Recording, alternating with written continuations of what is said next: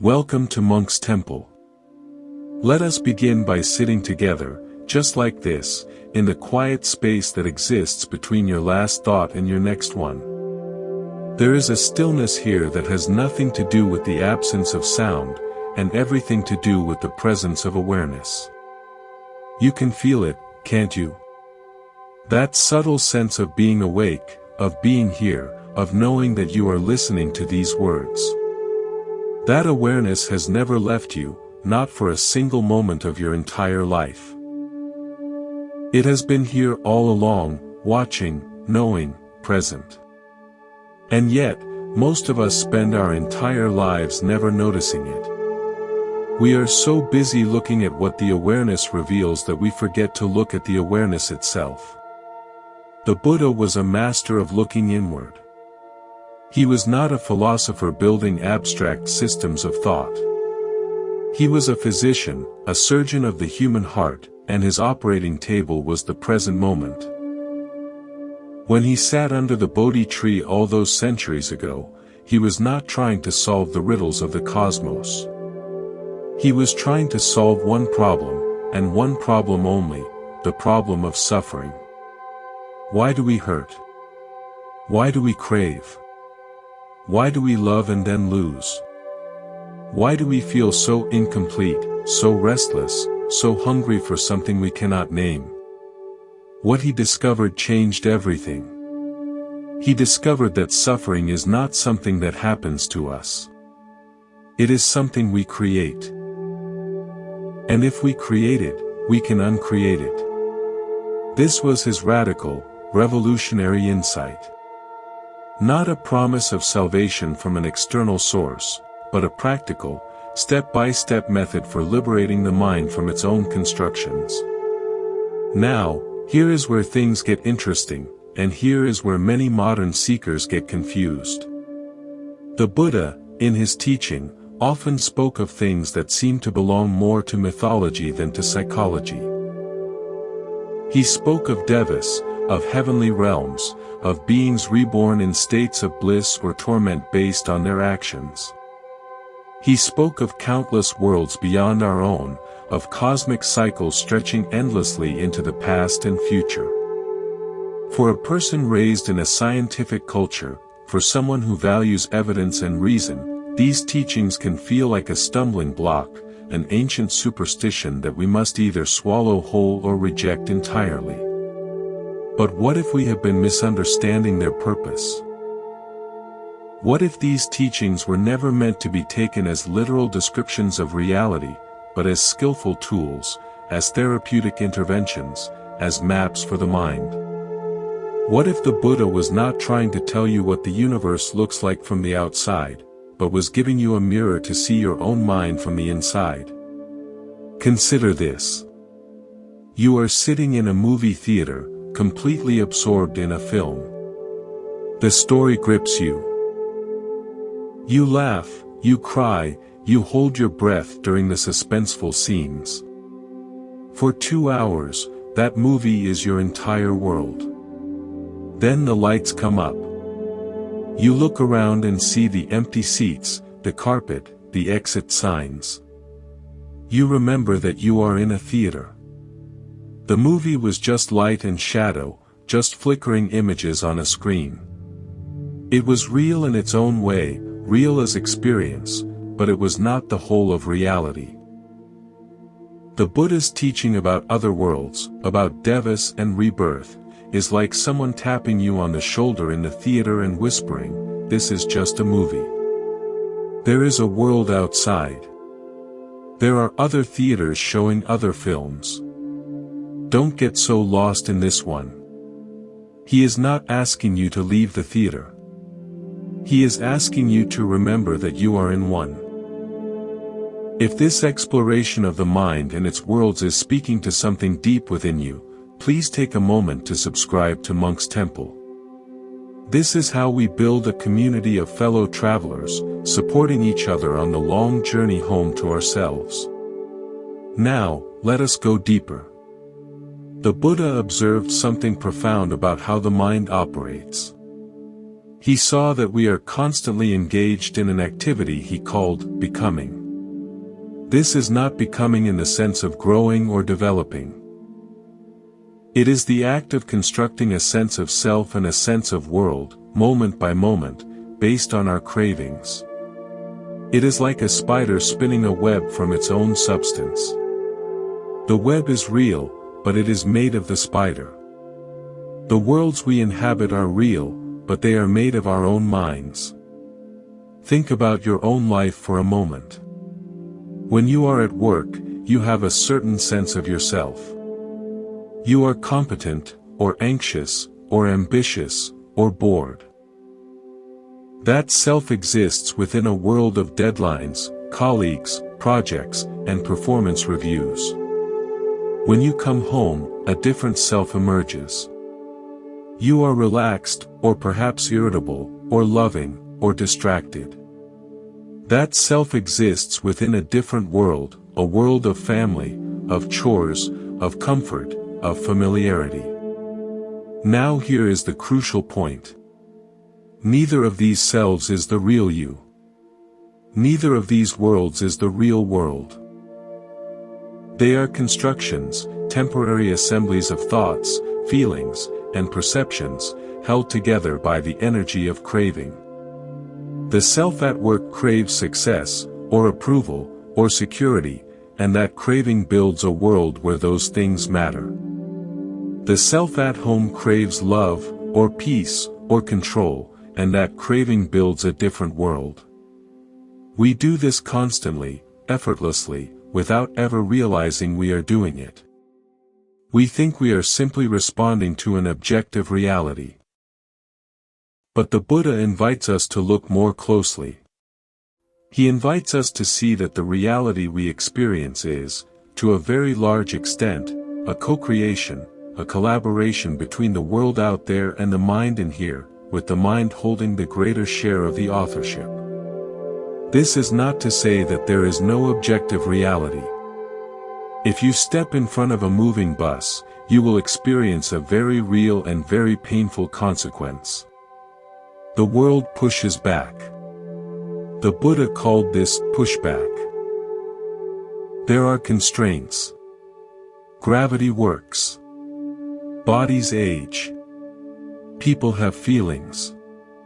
But within those constraints, we have tremendous freedom to construct our experience. And the tragedy is, we usually use that freedom to construct suffering. Let me tell you a story about a woman named Elena who came to see me many years ago at a small meditation center. Elena was a successful architect, highly respected, with a beautiful home and a loving family. By all external measures, her life was perfect. But Elena was miserable. She suffered from chronic anxiety, from a persistent sense that something terrible was about to happen, from a feeling of being fundamentally unsafe. I asked her to describe her world. She painted a picture of constant vigilance. Every decision carried enormous weight. A wrong choice could lead to disaster. Other people were unpredictable, potentially dangerous. Her body was a source of endless worry, each ache a possible sign of disease. The future was a dark cloud threatening storms she could not control. I asked her a simple question. I said, Elena, if you could wave a magic wand and make your external life perfect, guarantee that nothing bad would ever happen, would you then be happy? She thought for a long moment. Then she said something remarkable. No. Because even if everything was perfect, I would still be waiting for it to fall apart. The problem isn't out there. The problem is in here. And she pointed to her own heart. In that moment, Elena glimpsed something profound. She saw that the world she was living in was not the world itself. It was a world she had constructed from the raw material of her fear. Her fear was the architect. Her fear built the walls, installed the alarms, populated the landscape with threats. And because she had built it, she could unbuild it. The Buddha would have recognized Elena's situation immediately. He would have said she was trapped in a process of becoming, constructing a self and a world based on the craving for safety. Her self was the vigilant guardian. Her world was the threatening place that required such vigilance. Her suffering was the constant tension of living in that world. Now here is where the Buddha's teaching becomes transformative. He did not simply diagnose the problem. He offered a path, and that path begins with a radical shift in perspective. It begins with seeing that the worlds we inhabit are not fixed. They are processes, constructions. And like any construction, they can be deconstructed. This is why the Buddha emphasized mindfulness, the simple act of paying attention to what is actually happening in the present moment. When you are mindful, you begin to see the construction site.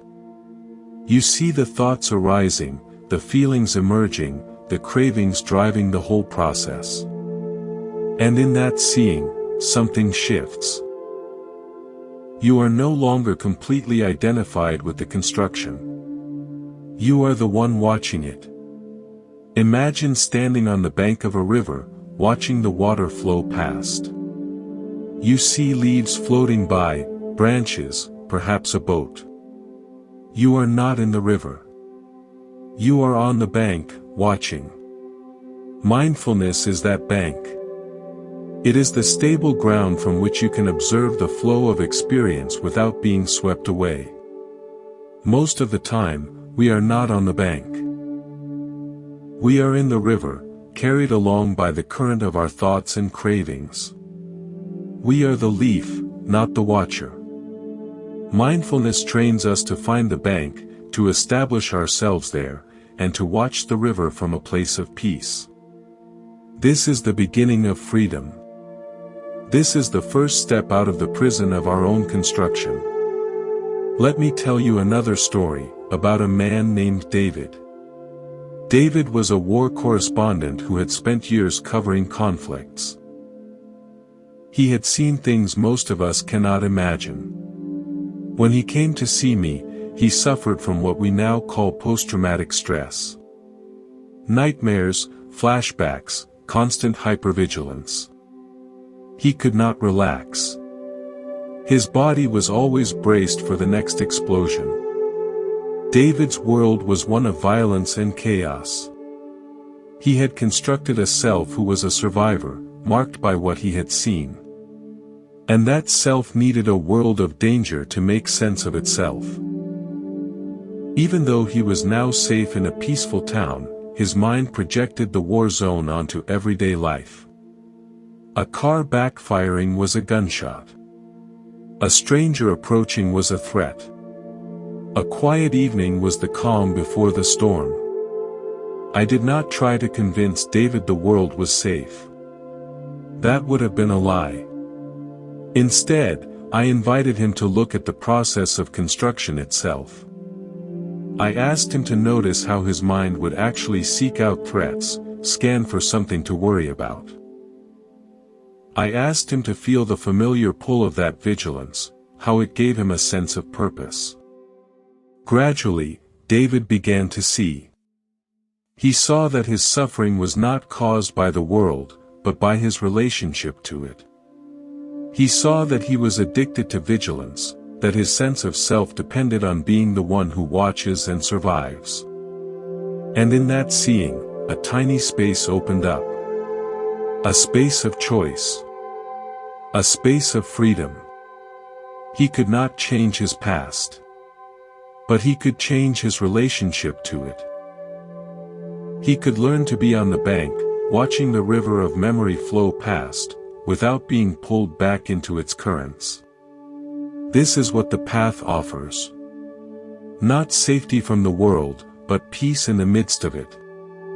Not escape, but freedom. Let us now turn our attention to something the Buddha said that has puzzled people for centuries. He once picked up a handful of leaves and asked his monks, which is greater, the leaves in my hand or the leaves in the forest?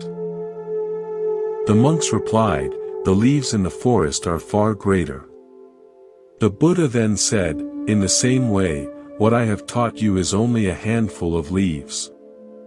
What I have not taught you is like the leaves in the forest. And why have I not taught it? Because it is not useful for the goal of ending suffering.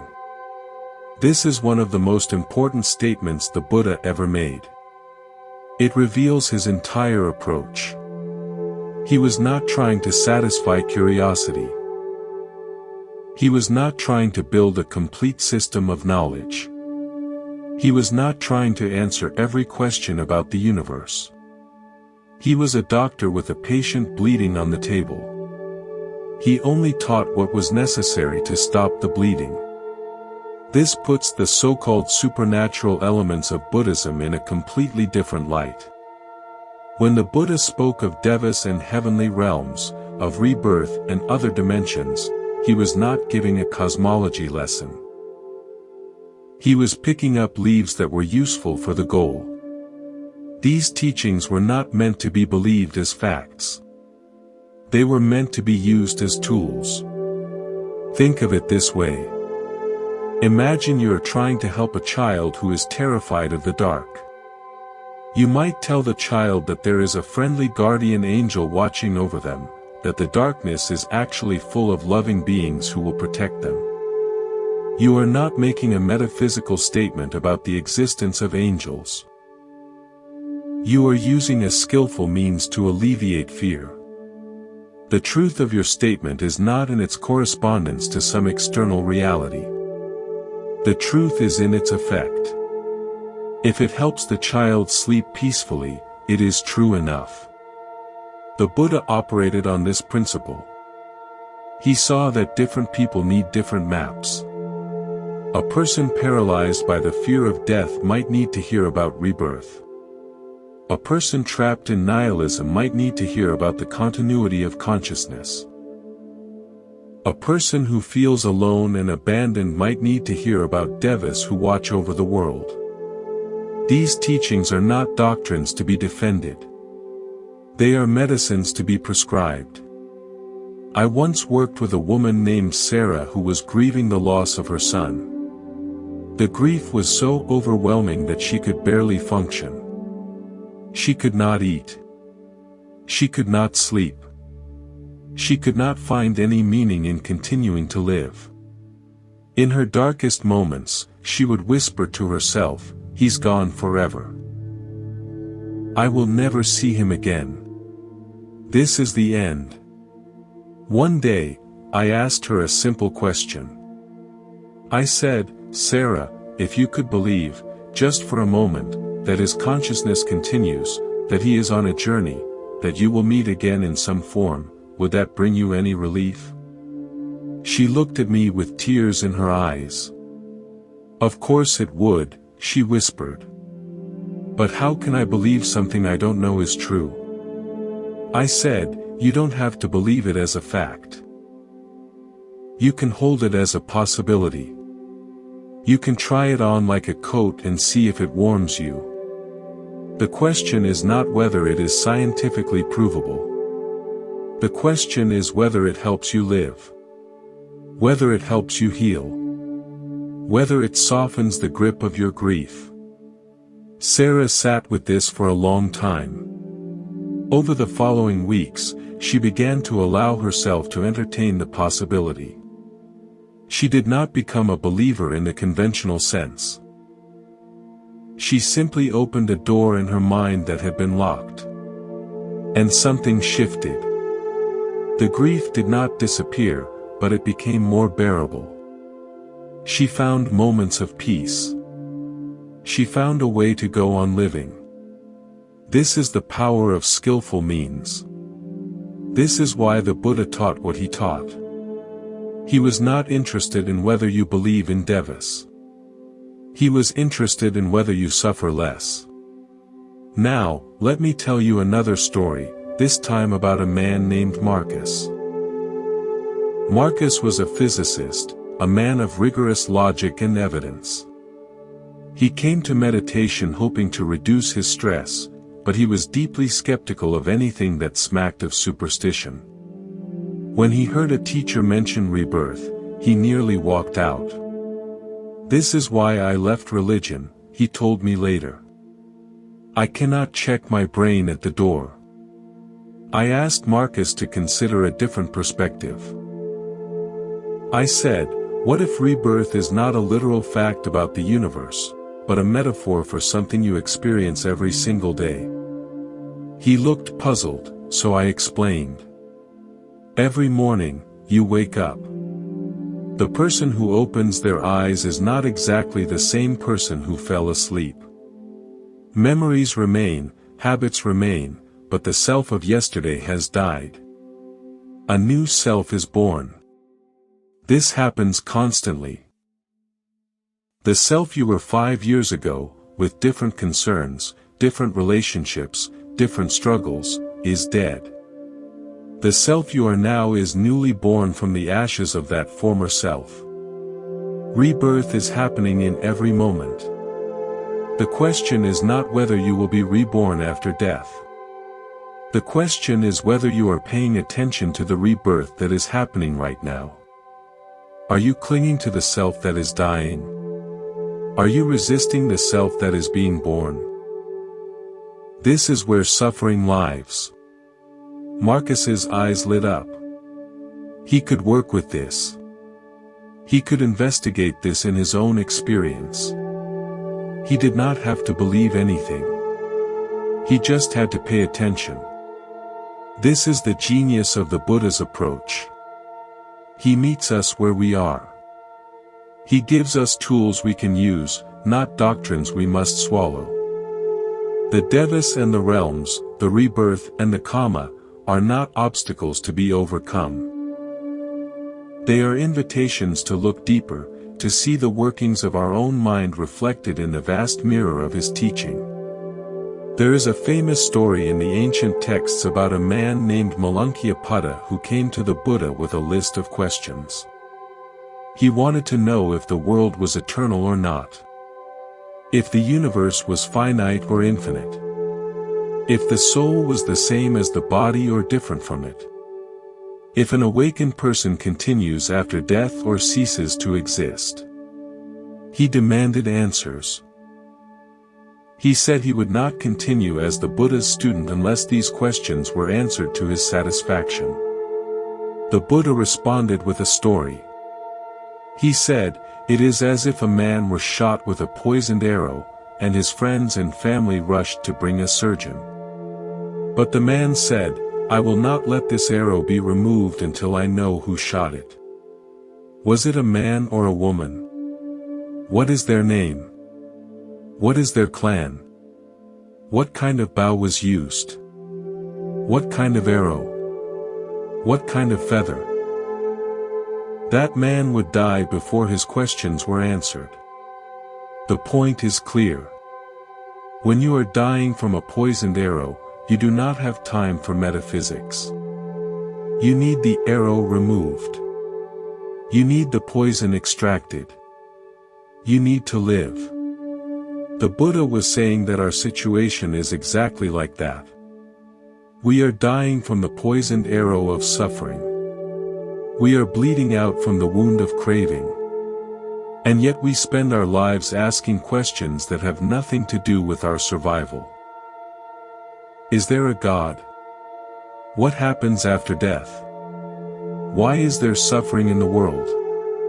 These are not bad questions, but they are not urgent questions. The urgent question is, why am I suffering right now? What can I do about it right now? I once worked with a man named Robert who was a professional philosopher. He had spent 30 years studying the great questions of existence. He could discourse brilliantly on Kant and Hegel, on free will and determinism, on the nature of consciousness. But he came to see me because he was deeply unhappy. His marriage was failing. His children barely spoke to him. He felt empty and disconnected from life. In our first conversation, Robert wanted to discuss the philosophical underpinnings of Buddhism. He wanted to debate whether the concept of no-self was coherent. He wanted to analyze the logic of dependent origination. I listened patiently, and then I asked him a simple question. I said, "Robert, when was the last time you sat down and just looked at your wife? Not analyzed her, not judged her, not thought about her. Just looked at her with presence and curiosity?" He was silent for a long moment. Then he said, "I don't remember. Years, maybe." Robert had been so busy studying the map that he had forgotten to walk the path. He had accumulated vast knowledge about the nature of reality, but he had never learned to be present with his own experience. His philosophy had become a fortress, a world of concepts that protected him from the messiness of actual living. And in that fortress, he was alone and starving. The Buddha's teaching is not philosophy. It is not a system of thought to be mastered. It is a path to be walked. And the first step on that path is not understanding. It is paying attention. It is noticing the tension in your shoulders. It is feeling the tightness in your chest. It is hearing the tone of your own voice when you speak to someone you love. These are the real questions. These are the real answers. Let me tell you another story, about a woman named Priya. Priya was a meditation teacher, highly respected, with decades of experience. Students came from all over to learn from her. But Priya had a secret. She was deeply attached to her reputation. She needed to be seen as wise, as advanced, as enlightened. This need colored everything she did. She chose her words carefully to impress. She curated her image meticulously. She was constantly measuring herself against other teachers, comparing, competing. One day, a student asked her a question she could not answer. The student was not trying to challenge her. It was a genuine question about a genuine struggle. But Priya felt exposed, inadequate, diminished. That night, she could not sleep. She replayed the conversation endlessly, imagining better answers, cleverer responses. She was suffering, and she did not even know why. When she told me this story, I asked her, "Priya, what world were you living in during that conversation?" She thought about it. I was living in a world where I had to be the smartest person in the room. A world where my value depended on being seen as wise. A world where questions were tests to be passed, not invitations to connect. And what self lived in that world? I asked. A self that was always performing. A self that was never enough. A self that was terrified of being found out. Priya saw it clearly in that moment. Her 30 years of meditation practice had not prevented her from constructing a world of suffering around her own identity. She had built a prison and called it enlightenment. This is the trap. This is the danger. We can use spiritual practice to build an even more refined world, an even more subtle self. We can become attached to our detachment. We can cling to our non-clinging. The path itself can become a world, a construction, a prison. The Buddha saw this clearly. That is why he taught that even the path must eventually be let go. Even the raft must be abandoned once you have reached the other shore. The goal is not to become a good Buddhist. The goal is to become free. And freedom means letting go of everything, including your ideas about freedom. Let us now explore something the Buddha called dependent origination. It is a complex teaching, but at its heart lies a simple and profound insight: nothing arises alone.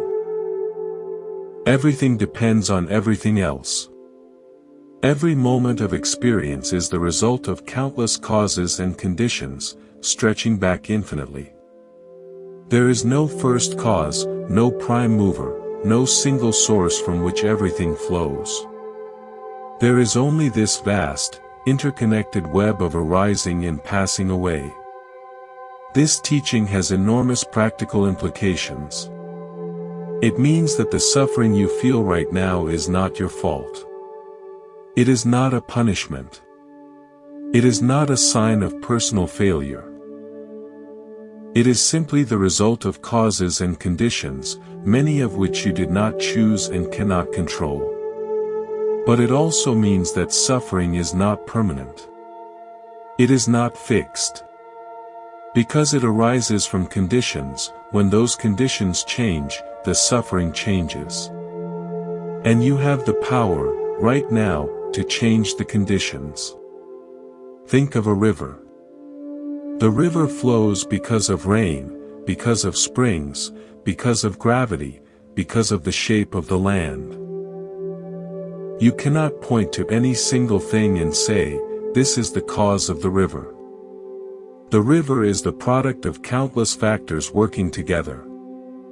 But you can, if you wish, dig a small channel and divert a portion of the water. You can change the flow. You are not the cause of the river, but you can influence its course. This is our situation. We are not the cause of our suffering in some simple, blameworthy sense. But we can influence its course. We can change the conditions. I once worked with a young man named Carlos who was consumed by anger. His father had abandoned the family when Carlos was a child, and Carlos had carried that wound ever since. He was angry at his father, angry at the world, angry at himself. This anger had become the organizing principle of his life. It shaped his relationships, his work, his sense of who he was. Carlos wanted to be free of his anger, but he also clung to it. It was familiar. It gave him a sense of identity, a story to tell himself about why his life had gone wrong. Without the anger, who would he be? What would he have to hold on to? I asked Carlos to examine the conditions that kept his anger alive. We looked together at his thoughts, at the stories he repeated to himself about his father. We looked at his body, at the tension he carried, at the way he held himself. We looked at his relationships, at how he pushed people away before they could leave him. We looked at his environment, at the music he listened to, the movies he watched, the conversations he sought out. Carlos began to see that his anger was not a solid thing. It was a process, sustained by countless small choices, countless daily habits. He was watering the seed of anger every day and wondering why it grew. This is the insight of dependent origination. Nothing exists in isolation. Everything is sustained by conditions. If you want to change something, you do not have to attack it directly. You can change the conditions that support it. You can stop watering the seed. The Buddha applied this insight to the problem of suffering. He identified the primary condition that sustains suffering: craving. Craving is the water that feeds the seed. When we crave, when we grasp, when we reach for pleasure or push away pain, we create the conditions for suffering to arise. Stop the craving, and the suffering has nothing to feed on.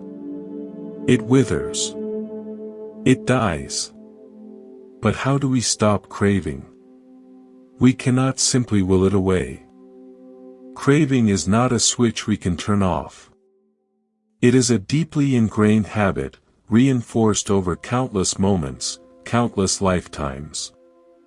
but we can change the conditions that sustain it.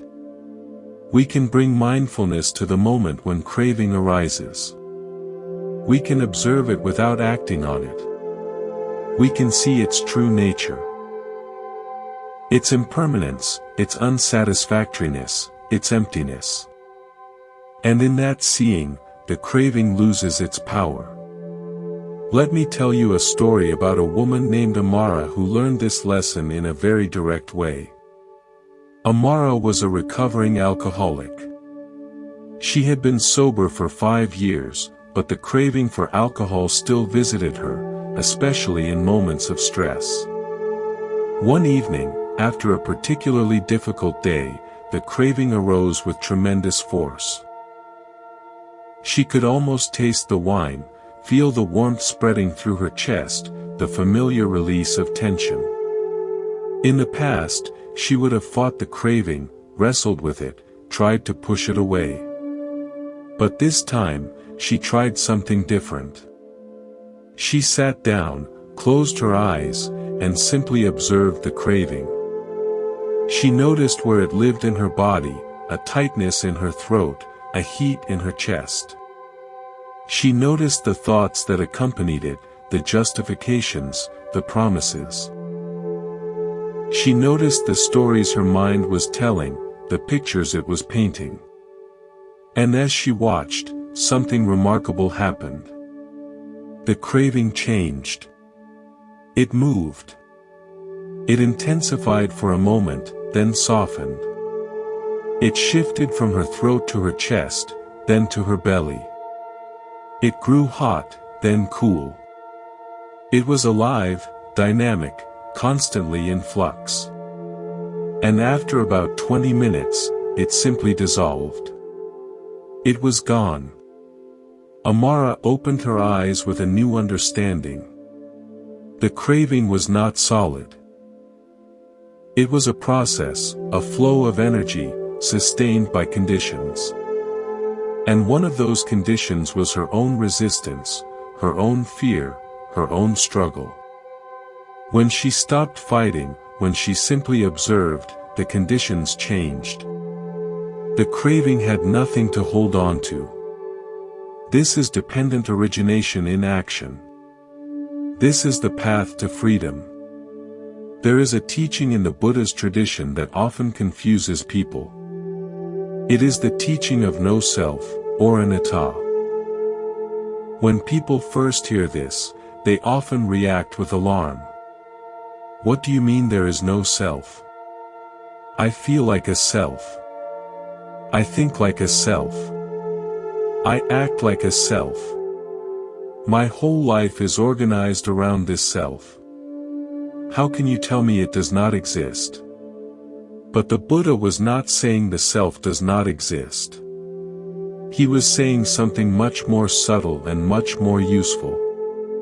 He was saying that whatever you identify as self is not really you. It is not yours. It is not who you fundamentally are.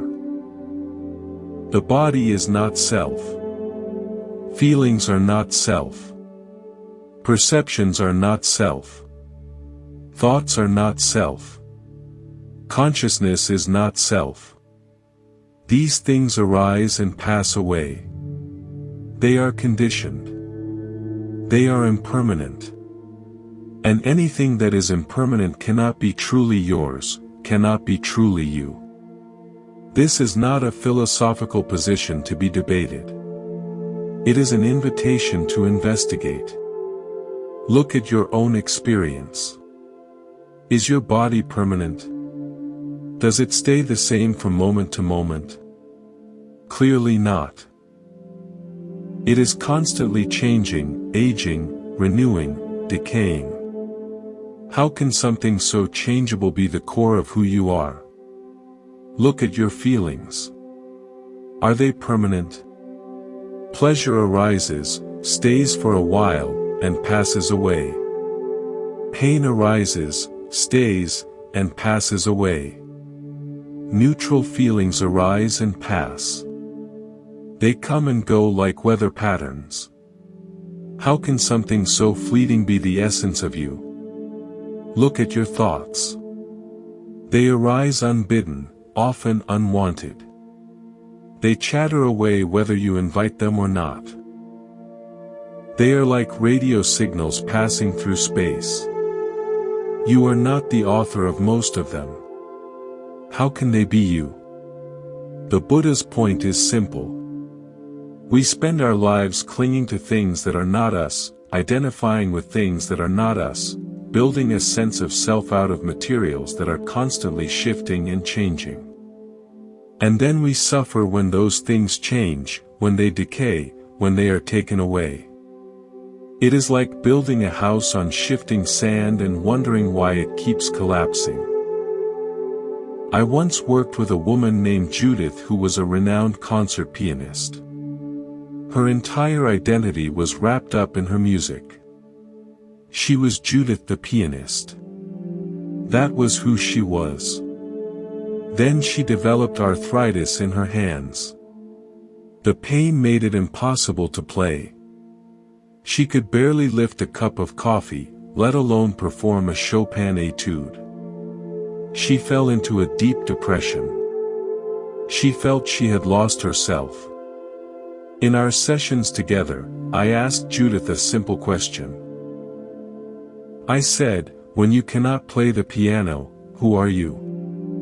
She had no answer. She had never considered this question. Her identity had been so completely fused with her activity that without the activity, there was no self left. She was like an actor who had played one role for so long that she forgot she was acting. I invited Judith to investigate. I asked her to sit quietly and notice what was present when she was not playing the piano. Not thinking about it, not missing it, not planning to return to it.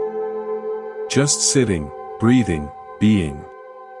At first, she found this terrifying. There was a void, an emptiness, a nothingness where her self used to be.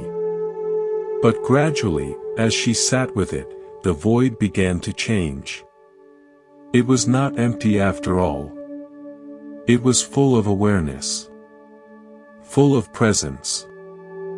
Full of a kind of being that did not depend on doing. Judith began to discover that she was more than her piano playing. She was more than her identity. She was this awareness, this presence, this capacity to know. And that awareness had never been touched by the arthritis. It had never been diminished by her loss. It was always there, always whole, always complete. This is what the Buddha was pointing to. The self we cling to is a construction. It is made of impermanent materials. But the awareness in which that construction appears is not constructed. It is not born. It does not die. It is not touched by loss or gain, by pleasure or pain. It is simply aware. And that awareness is what we truly are. Let me tell you another story, about a man named Vincent. Vincent was a successful businessman who had built a company from nothing. He was proud of his achievement. He identified completely with his success. Then the market shifted, and his company went bankrupt. He lost everything. His wealth, his status, his sense of himself. Vincent came to see me in a state of utter devastation. He felt he had died. The person he thought he was had been erased. He did not know how to go on.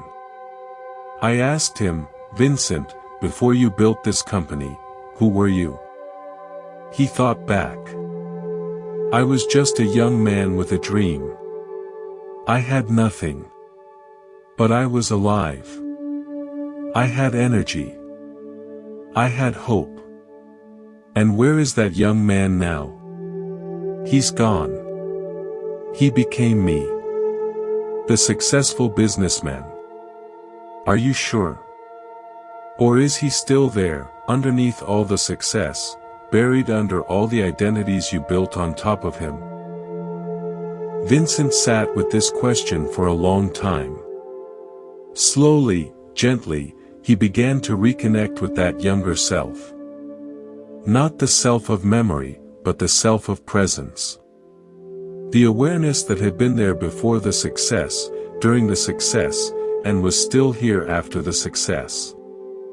That awareness had never changed. It had witnessed everything, but it had never been touched by anything. Vincent began to rebuild his life, but from a different foundation. He no longer built his identity on his achievements. He built it on awareness itself. He still worked, still created, still engaged with the world. But he no longer believed he was his work. He was the one who worked, not the work itself. This is freedom. This is the peace that comes from no longer clinging to what changes. The world can shift, fortunes can reverse, bodies can age, and something remains untouched. That something is what you are. And it has always been free. Let us now turn to something the Buddha called right view. This is the first factor of the Noble Eightfold Path, and it is often misunderstood. People think right view means believing the right things, holding the correct opinions, accepting the proper doctrines. But the Buddha was not interested in belief. He was interested in vision. Right view is not about what you think. It is about how you see. The Buddha distinguished between two kinds of right view. The first he called mundane right view. This is the provisional view, the working hypothesis, the map that guides you on the path. It includes the understanding that actions have consequences, that generosity is meaningful, that there is value in ethical living. It includes, for those who need it, the idea of rebirth and other realms. Mundane right view is not ultimate truth. It is useful truth. It is true in the way a ladder is true when you are trying to reach a high shelf. The ladder works, but you do not carry it around with you forever. The second kind is transcendent right view. This is the direct seeing that comes from awakening. It is not a view at all, in the ordinary sense. It is a knowing, a direct perception of the way things are. It sees that all constructions are impermanent, that all clinging leads to suffering, that there is an unconditioned beyond all constructions. This seeing is not something you believe. It is something you experience. I once worked with a man named Gregory who was deeply attached to his beliefs. He had spent years studying Buddhism, reading the texts, attending retreats, accumulating knowledge. He could explain the most subtle points of doctrine. He could debate with anyone. But Gregory was not free. He was proud of his knowledge. He looked down on those who knew less. He used his learning as a weapon, as a way to feel superior. One day, a young woman came to him with a simple question. She was suffering terribly, grieving the loss of her mother. She asked Gregory, "What does the Buddha say about grief? How can I find peace?" Gregory launched into a brilliant discourse on impermanence, on the nature of attachment, on the importance of letting go. He quoted scriptures. He referenced commentaries. He spoke for 20 minutes without pausing. When he finished, the woman looked at him with tears in her eyes and said, "That doesn't help me. That doesn't touch my heart." Gregory was stunned. He realized in that moment that his knowledge had become a wall between himself and others. He knew so much about the path, but he had never walked it. He could talk about grief, but he had never truly grieved. He could discuss impermanence, but he had never let go of anything. This is the danger of mundane right view. It is meant to be a tool, but it can become a trap. It is meant to point the way, but it can become the destination. The finger pointing at the moon is not the moon. The map is not the territory. The Buddha understood this danger. That is why he repeatedly emphasized that his teachings were a raft, not a possession. If you are building a raft to cross a river, you gather materials, you tie them together, you construct something useful. But once you reach the other shore, you do not carry the raft on your back. You leave it behind. It has served its purpose. Our views are like that raft. They help us cross from the shore of suffering to the shore of freedom. But once we have crossed, we do not need them anymore. In fact, carrying them becomes a burden. Let me tell you a story about a woman named Helen who learned this lesson. Helen was a devout Buddhist. She had taken refuge, observed the precepts, practiced meditation daily. She believed deeply in rebirth, in karma, in the law of cause and effect. These beliefs gave her life meaning and structure. They comforted her in times of difficulty. But Helen also used her beliefs to judge others. She looked at people who were suffering and thought, they must have done something bad in a past life. She looked at people who were prosperous and thought, they must have good karma. Her beliefs had become a lens that filtered everything, and that lens was colored with judgment. One day, Helen met a man who was dying of cancer. He was young, kind, generous, a loving father and husband. He had done nothing to deserve his suffering. Helen's beliefs could not explain him. She tried to fit him into her framework, but he would not fit. He was innocent, and he was dying. Helen struggled with this for months. Her whole worldview was shaken. But slowly, something began to shift. She stopped trying to explain his suffering and started simply being with him. She sat by his bed, held his hand, listened to his fears. She did not need to understand. She just needed to be present. In that presence, Helen discovered something deeper than her beliefs. She discovered a quality of awareness that did not need to explain anything. It just knew. It just loved. It just was. This was transcendent right view, not as a concept, but as a living reality. When the man died, Helen grieved. But her grief was clean, pure, uncomplicated by questions of why. She had touched something beyond explanation, beyond belief, beyond view. And that something had set her free. This is what the path offers.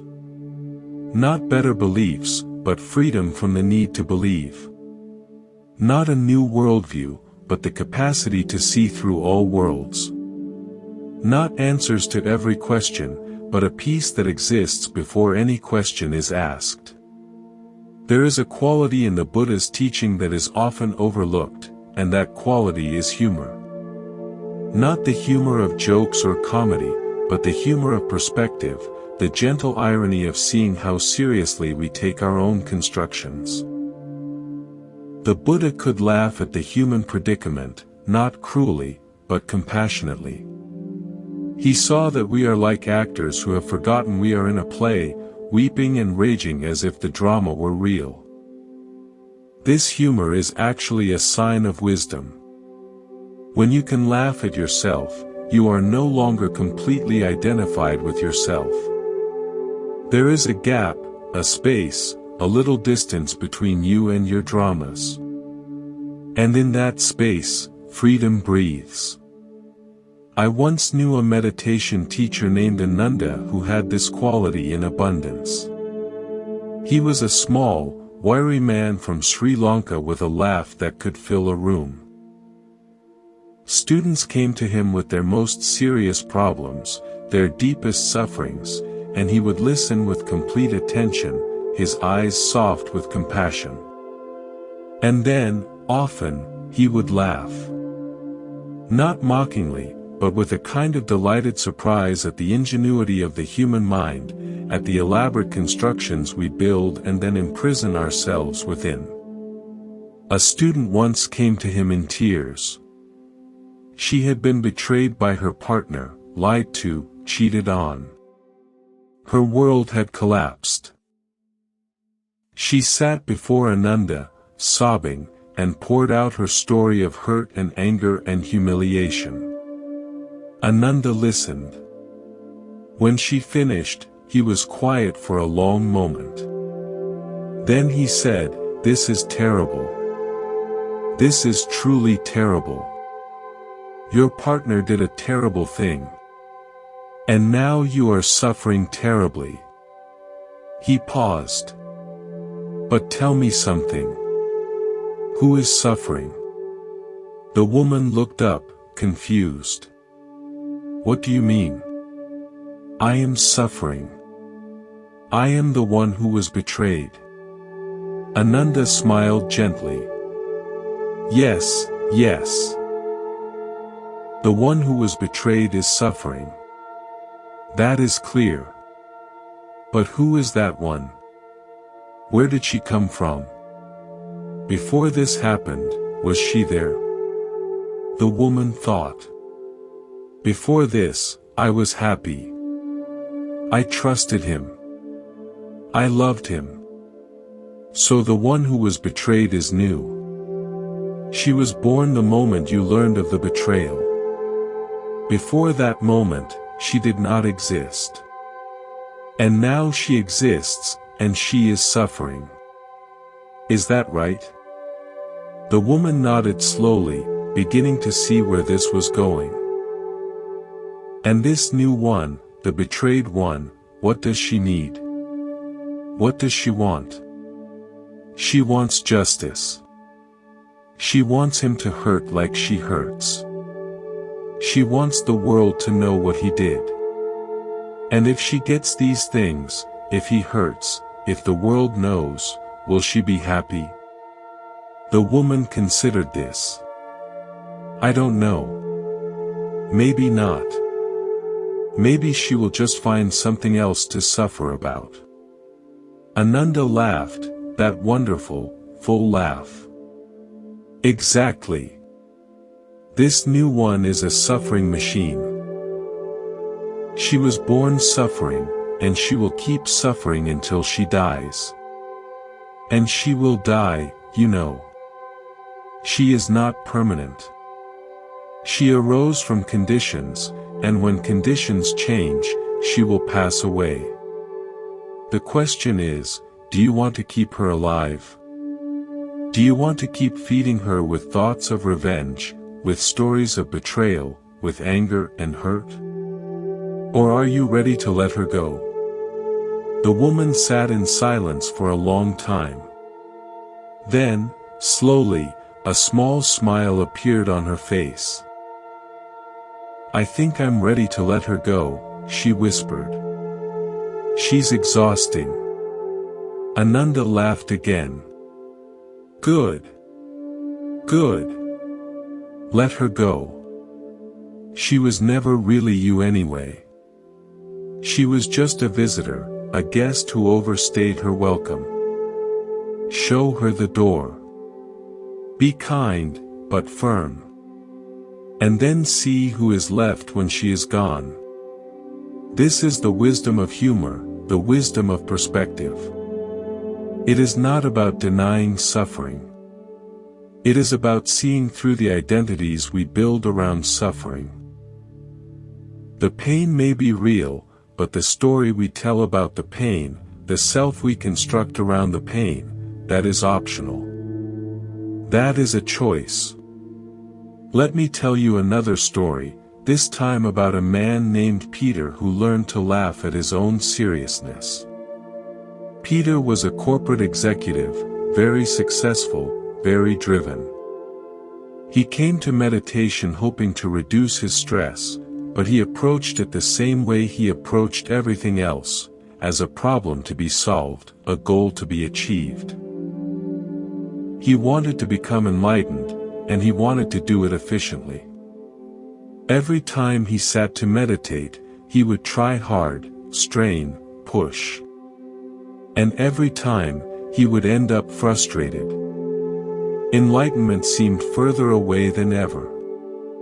He came to me complaining that meditation was not working, that he was failing at it. I asked him, "Peter, when you sit to meditate, what are you trying to accomplish?" "I'm trying to become enlightened," he said. "I'm trying to achieve peace." "And how is that going?" "Terribly. I'm more stressed than ever." I smiled. "Peter, imagine you are trying to fall asleep. You lie in bed and you say to yourself, 'I must fall asleep. I will not rest until I fall asleep. I am going to achieve sleep if it kills me.' What happens?" He laughed. "I would never fall asleep. I would be awake all night." Exactly. Sleep comes when you stop trying. It comes when you relax, when you let go, when you give up the project of sleeping. Enlightenment is like that. Peace is like that. You cannot achieve them. You can only allow them. They are already here, underneath all your striving. The striving is what covers them. Peter sat with this for a moment. Then he laughed, a genuine laugh, full of self-recognition. "I've been trying so hard to be peaceful that I've been making myself miserable. That's ridiculous." "Yes," I said. "It is ridiculous. And that is the good news. If your suffering were sensible, if it were logical, it might be harder to free yourself from it. But it is built on a ridiculous mistake, a fundamental misunderstanding. And when you see that, when you really see it, you can laugh. And in that laughter, the mistake dissolves. This is the freedom the Buddha offers. Not a grim, serious, humorless liberation, but a light, joyful, playful awakening. The universe is vast and mysterious. Our lives are brief and uncertain. And here we are, taking it all so seriously, building our little worlds and defending them as if they mattered absolutely. From the perspective of awakening, it is both tragic and hilarious. And in that recognition, we are free. We have traveled far together in this long, gentle exploration. We have looked at the worlds we build, the selves we construct, the suffering we create and then mistake for something that happens to us. We have seen how the Buddha's teachings are not beliefs to be adopted but tools to be used, medicines to be taken, maps to guide us home. And now we arrive at the end, which is really just the beginning. Because all of this is pointing to something that cannot be captured in words. It can only be experienced. It can only be lived. After his awakening, the Buddha sat under the Bodhi tree and wondered whether to teach at all. What he had seen was so profound that he doubted anyone could grasp it. But then he looked out at the world with compassionate eyes. He saw countless beings caught in countless worlds, building and rebuilding their prisons of craving. And his heart moved. He would teach. He would show the way. That path is still here. It has come to us now, in this moment, in this voice, in this listening. And it asks nothing except that we pay attention. What is there to see? Only this. The breath flowing in and out. The body sitting or lying down. Sounds arising and passing away. Thoughts appearing and disappearing like clouds. And behind it all, beneath it all, the awareness that knows all of this, that has always known all of this, that has never been touched by any of it. That awareness is what you are. Not the thoughts, not the feelings, not the body, not the self you have constructed. Those are visitors, passing phenomena. You are the space in which they appear. And that space has never been harmed, never diminished, never stained by anything that has passed through it. The Buddha called this the unconditioned. It is not made. It is not constructed. It is what remains when all constructions fall away. It is home. The path is simply the process of coming home. Of recognizing what has always been here. There is a story about a fish who spent its whole life searching for the ocean. It swam everywhere, asking everyone, "Where is the ocean?" Other fish would point in various directions. So the fish swam on, searching, yearning, never satisfied. Until one day, an older fish said, "My friend, you are in the ocean. You have always been in the ocean. It is here, now, surrounding you." The fish was stunned. All that searching, and the ocean had been there all along. It had only been overlooked. We are that fish. The ocean is our true nature, the awareness that has been present from the very beginning. We have been searching for peace, for happiness, for freedom, as if they were somewhere else. But they are not somewhere else. They are here. They are now.